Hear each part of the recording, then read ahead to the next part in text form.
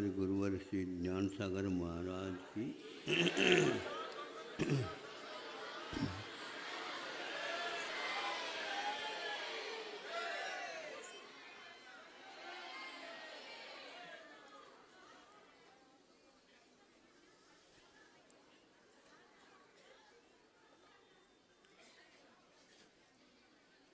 आप लोग जहाँ बैठे हैं वहाँ पर वैसे प्रकाश है, फिर भी और भी विद्युत के लाभ लेते रहते हैं। तो मान लो आप बैठे हैं, गर्मी का समय तो नहीं है, लेकिन फिर भी मनुष्य बहुत सारे एकत्रित एक स्थान पर हो जाते हैं तो गर्मी को भी वह गौण कर जाता है और आगे बढ़ जाता है। तो एकदम मान लो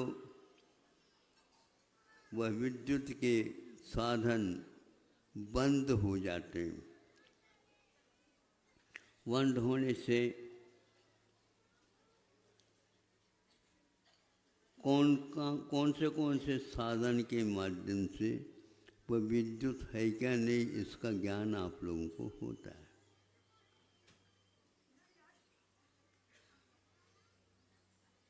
यदि बंद हो गया तो एकदम हम निर्णय लेते हैं ये फ्यूज हो गया। अब फ्यूज हो गया तो आप जानते हैं कि क्या क्या करना पड़ता है, किंतु बाद में मालूम पड़ जाता है करंट ही गई है।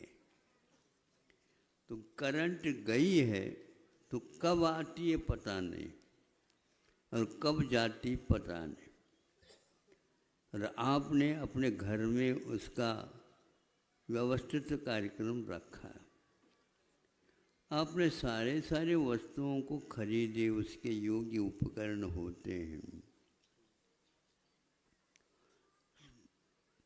उसको प्रवाहित करने के लिए वायर की फिटिंग भी होती है।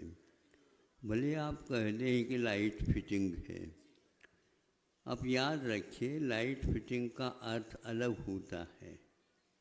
लाइट को कभी भी किसी प्रकार से आज तक फिटिंग में नहीं रखा। उसका उत्पादन जहाँ कहीं भी होता वहाँ पर एक बार गए थे, अमरकंटक से कोरबा होकर के छत्तीसगढ़ में प्रवेश किए थे। उस समय की बात है। हमने पूछा कहाँ पर उत्पादन होता, संग्रह कहाँ होता पहले बता दो। तो उन्होंने कहा हमारा संग्रह नहीं हो सकता। सुन रहे हैं आप लोग? सुनो, कान काय के लिए रखे हैं? सुनना और प्रयोजन भूत को समझना। क्या कहा? हाँ देखो, तो इधर देखा हमने, संग्रह नहीं है तो क्या होता। लिखा हुआ था ये उत्तर प्रदेश के लिए इतनी वोल्टेज के साथ यहाँ से वह जा रही करंट, इधर बिहार की ओर जा रही, इधर जो है महाराष्ट्र की ओर जा रही, इधर उधर की ओर जा रही। इस प्रकार वो मध्य प्रदेश में उस समय होगा या अथवा छत्तीसगढ़ में। तो कहा कि हमारे भगवान ने निष्परिग्रह रखा। निष्परिग्रह का अर्थ, परिग्रह तो काम लो, लेकिन ताला में बंद करके उसके संरक्षण का और बोझ अपने सिर पर मत लो। उतना ही उत्पादन किया जाता है। हमने धौला में एक सूत्र पढ़ा था, जेन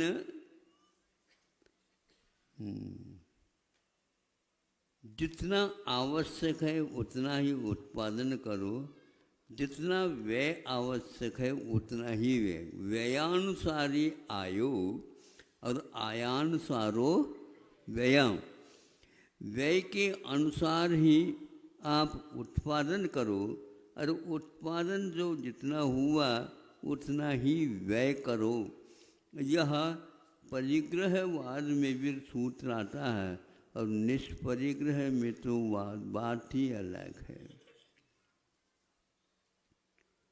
इसी प्रकार जहाँ कहीं भी विद्युत का यदि उपयोग करते हैं हम तो उसमें संग्रह नहीं होता और संग्रह से संग्रहणी बीमारी होती है। ग्रहणी और संग्रहणी ये दोनों बीमारी शारीरिक है और गृहस्थ आश्रम में आप चले जाते हैं तो वहाँ पर एक गृहिणी तीसरी और आ जाती है। जब उसके साथ आपका संकल्प हो जाता है रहने का तो उतने काल तक आपको उससे आप इधर उधर जा नहीं सकते। तो फिर देख लो क्या होता है। फिर तो वह कानून कार्रवाई के लिए भी ऊपर गृहिणी पहुंच जाती है। इसलिए जब यह परिग्रह का संग्रह होता है तो विद्युत का भी संग्रह होना चाहिए, लेकिन नहीं हो पाता। उतना ही उत्पादन करना चाहिए जितना व्यय अपेक्षित। उत्पाद व्यय द्रव्य युक्तम सत्य एक सूत्र आता है पंचम अध्याय में। उत्पाद होता है, व्यय होता है और द्रव्य भी रहता है। ये वस्तु का नियम है। उत्पाद होगा उसका व्यय अवश्य होगा। इन दोनों के आधारभूत जो द्रव्य है, द्रव्य सत्ता है, उसका व्यय कभी भी नहीं होगा। हम उत्पाद व्यय द्रव्य युक्त वाला एक द्रव्य हैं, इसलिए आपको डरने की आवश्यकता नहीं। जो उत्पाद हुआ उसकी उम्र होगी, उसके लिए साधन सामग्री लेकर के आया होगा, उसी द्रव्य में वो उत्पन्न होता है जिसमें वह नाश को भी प्राप्त होने वाला है। उससे हमें ये पाठ मिला कि भीतर आत्म तत्व में इसी प्रकार की गतिविधियाँ चलती है। जब यह ज्ञात हुआ कि यहाँ पर फ्यूज नहीं किंतु करंट में कुछ गड़बड़ियाँ हो गई, उसको ठीक कर दिया तो अपने आप सब चालू हो जाता है। संपर्क सूत्र गड़बड़ होने से भी ऐसा हो जाता है। इसलिए संपर्क जिसके साथ होना चाहिए वो होना चाहिए। धन और ऋण ये दोनों मिलकर के ही विद्युत का उद्घाटन होता है, यानी अभिव्यक्ति अभिव्यंजना होती है। उसके बिना नहीं, किंतु वह अधिक मात्रा में हो जाए तो गड़बड़, कम मात्रा में हो जाए तो गड़बड़। कभी कभी लाइट आती रहती बुझती रहती, लाइट आती रहती बुझती रहती है। भीतर धन और ऋण में कोई अवश्य अंतर होगा। ऋण लेने के लिए धन होता है और धन के लिए ही ऋण भी होता है। ये दोनों उसमें फिट है। इसी प्रकार द्रव्य में भी आय भी होता और बोलो मुखागर काय की लाइन बना रखिए दूसरे को सुनाने के काम में लो। जब ये सिद्धांत आपके द्रव्य में भी रखा हुआ है तो उसको देख लो। तो यहाँ पर ये पर्याय मिली है तो वह भी इसका निश्चित है और इसका आधारभूत मैं तो बिल्कुल हमेशा बना रहूँगा। ये संघर्ष क्यों कर रहे हो बिना मतलब? हाँ, मतलब ये है, ये ध्वनि आपके हाथों में विद्यमान है, किंतु धन और ऋण दोनों मिल गए तालियां नहीं समझे? हाँ, तो इस प्रकार यदि हम अपने उपयोग को अपने द्रव्य के भीतरी शक्तियों के ऊपर लगा दें तो फिर मालूम पड़ेगा कि मेरा भी वह विद्युत केंद्र इतना है उसको कोई भी बुझा नहीं सकता। उसके लिए बाहर की कोई साधन सामग्री की आवश्यकता नहीं पड़ती। बार बार आपको समझाने की भी आवश्यकता नहीं पड़ती, लेकिन फिर भी यहाँ पर बार बार समझाया जाता है। या तो यूँ कहना चाहिए, उस आवाज़ को सुन करके उनकी निद्रा देवी टूटती होगी। सोचो, विचार करो, हमारे पास इस प्रकार का केंद्र रहता है। अभी अभी हम बाहर जा रहे थे, एक बाइसिकल के ऊपर बैठा हुआ 3 पहिए की बाइसिकल, और उसमें एक जवान लड़का था। देख ले महाराज, इसको थोड़ा सा देखो, आशीर्वाद तो दे दो, ये क्या मांग रहा है ये भी तो सुनो। तो ठीक है, वो मांगे या न मांगे, उसकी तरफ से आप मांग रहे हो, बहुत अच्छी बात है। बोलता है, हमारा बोलता भी है, ये धीरे धीरे बोलता है। क्या हुआ, 22 साल हो गया, इसके करंट में फ्यूज हो रही है। कुछ बोलता है, कुछ नहीं बोलता, कुछ बोलता है, कुछ नहीं बोलता। अब वो स्वयं कहता है, ये करंट का इतना प्रभाव हो गया, धीरे धीरे भोजन में भी कमी आती जा रही है। कोई बात नहीं, तुम बोल तो रहे हो, नमोकार मंत्र बुलवा देखेंगे। तो नमोकार मंत्र सुनाया उसने, और 105 नमस्कार के साथ सुनाया। बहुत अच्छी बात है। हमें वो लोग कह रहे थे कि ये अभी इस प्रकार आहार का त्याग न करो, किंतु रात्रि के लिए चारों का त्याग कर दो। और उसने ना ढिला करके और संकल्प ले लिया, 9 बार नमोकार मंत्र बढ़ करके बढ़ाओ, देखेंगे। तो उसने 9 बार नमोकार मंत्र उंगलियों से पढ़ लिए। 22 वर्ष तक वह एक प्रकार से बीमारी से ग्रसित है, फिर भी भीतर उत्पाद वे द्रव्य युक्तम सत्य। आश्चर्य हुआ। फिर बाद में अपाय विषय धर्म ध्यान भी हुआ। देखो इसका कष्ट कैसे है, घर वाले कैसे इसको निर्वाह कराते होंगे, जवान लड़का है, आदि आदि। कोई देखने से मालूम नहीं पड़ता इसको इस प्रकार की व्याधि है। व्याधि नहीं हुई, कष्ट है। कष्ट कर्म के उदय में हुआ करते हैं। उसकी प्रसन्नता को देख कर के मुझे ऐसा लगा कि कैदी से भी गया बेटा इसका जीवन हुआ है, लेकिन फिर भी आत्मा आयु क्षयेन मरण। आयु का क्षय जब तक नहीं होता, वो मरण मांगने से नहीं होता, उसके क्षय से ही होता। उसके उदय में ही ये जीवन मिलता है। इस प्रकार का यह रहस्यपूर्ण जीवन है, आप लोगों को समझ में आना चाहिए। उस कष्ट में भी उसने संकल्प ले लिया। हमें बहुत प्रसन्नता हुई कि आत्मा का यह स्वरूप लिखा हुआ केवल नहीं है, वह जो है उसी को यहाँ पर लिखा हुआ और संकेत दिया।